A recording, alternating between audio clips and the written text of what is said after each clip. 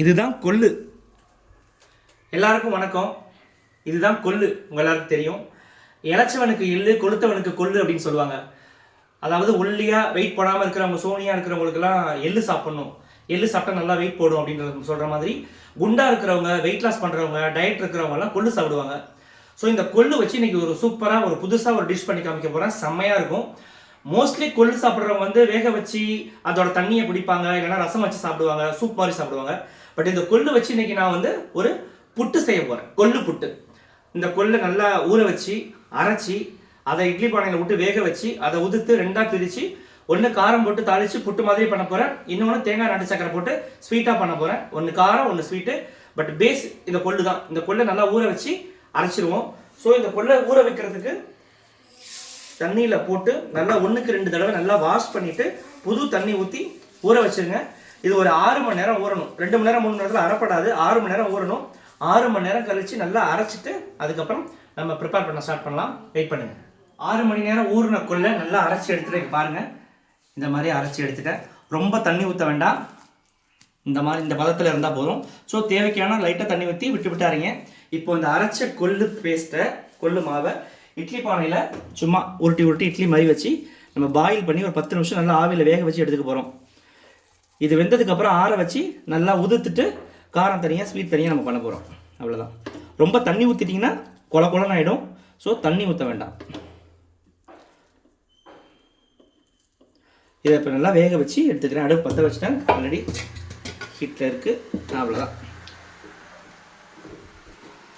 இது வெந்து வரட்டும். அப்புறம் என்ன பண்ணுறதுன்னு பார்க்கலாம். 10 நிமிஷம் ஆயிடுச்சு. நம்ம கொள்ளு மாவு வேக வச்சு நல்லா ஆவி வந்துச்சு. இப்போ திறந்து பார்க்குறேன். நல்லா வெந்திருக்கு. ஜஸ்ட் ஏதாவது கத்தி இல்லைனா ஸ்பூன் அப்படி உள்ளே விட்டு பார்த்தீங்கன்னா ஒட்டாமல் இந்த மாதிரி வரணும், எடுக்க வரணும்.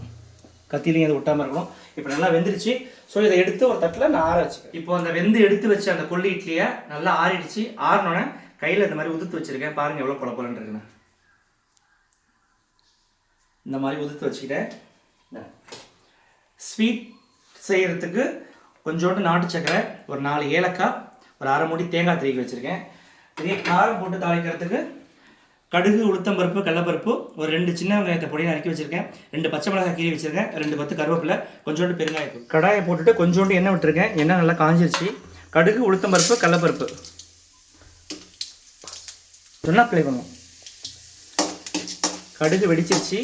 கடலைப்பருப்பு நல்லா செவந்தோன்னே வெட்டி வச்ச வெங்காயம், பச்சை மிளகாய், கருவேப்பிலை,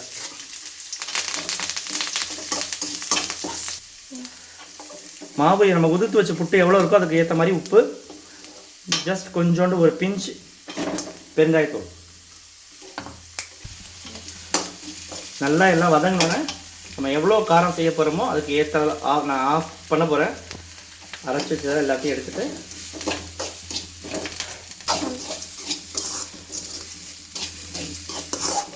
காரம் போட்டு நல்லா தாளிச்சதுக்கு இதில் போட்டு நல்லா பரட்டியாச்சு. அவ்வளோதான்.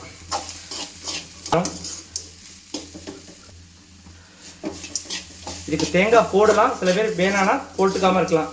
டயட்னு ஃபாலோ பண்ணி செய்கிற போது தேங்காய் தேவையில்லை. டேஸ்ட்டுக்கு சாப்பிட்றதுனா தேங்காய் போட்டுக்கலாம். இப்போ நான் காரம் ஸ்வீட் செய்கிறதுக்காக தேங்காய் திருவி வச்சதுனால ஜஸ்ட்டு கொஞ்சோண்டு எங்கிட்ட தேங்காய் இருந்ததுனால இதில் நான் போட்டுட்டு ஆஃப் பண்ணிட போகிறேன். அவ்வளோதான். புட்டு ரெடி. மிச்சம் இருக்கிறதுல நான் வந்து ஸ்வீட் செய்ய போகிறேன்.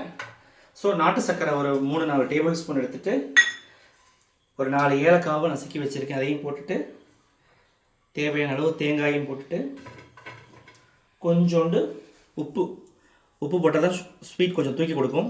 போட்டு கையிலேயே நல்லா கலந்து விட்டு லாஸ்ட்டாக கொஞ்சோண்டு நெய் போட்டுக்க வேண்டியதான். ஒரு லாஸ்ட்டாக ஒரே ஒரு ஸ்பூன் நெய் போட்டு அதையும் அப்படியே பிசைஞ்சு விட்டுருக்கேன். ஸ்வீட் வேணும்னா நிறைய போட்டுக்கோங்க. லைட் ஸ்வீட்டாக இருந்ததுன்னா கொஞ்சமாக போட்டுக்கோங்க. கொள்ளு புட்டு ரெடி ஆகிடுச்சு. ஸ்வீட்டும் பண்ணியிருக்கேன், காரமும் பண்ணியிருக்கேன். நான் சாப்பிட்டு பார்த்துட்டு ஆல்ரெடி. ஸ்வீட்டும் செம்மையாக இருக்குது. நல்லா சாஃப்டாக பன்னு மாதிரி நல்லா அந்த கொள்ளு வாசனையோட சூப்பராக இருக்குது. காரமும் நல்லாயிருக்கு. சாப்பிடும்போது இந்த கடலைப்பருப்பு கடிப்படுது வாயில்.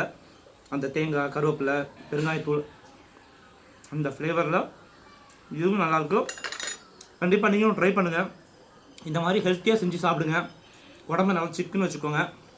இன்னொரு டிஃப்ரெண்ட்டான ரெசிப்பியில் நான் உங்களை மீட் பண்ணுறேன். ஒரு புது யூடியூப் சேனல் ஆரம்பிச்சிருக்கேன். அதில் போடுற ஃபஸ்ட்டு வீடியோ இது தான். நல்லா சப்போர்ட் பண்ணுங்கள். இது மாதிரி ஹெல்த்தியான டிஷ் நிறையா பண்ணி அப்லோட் பண்ணுறேன். தேங்க்யூ.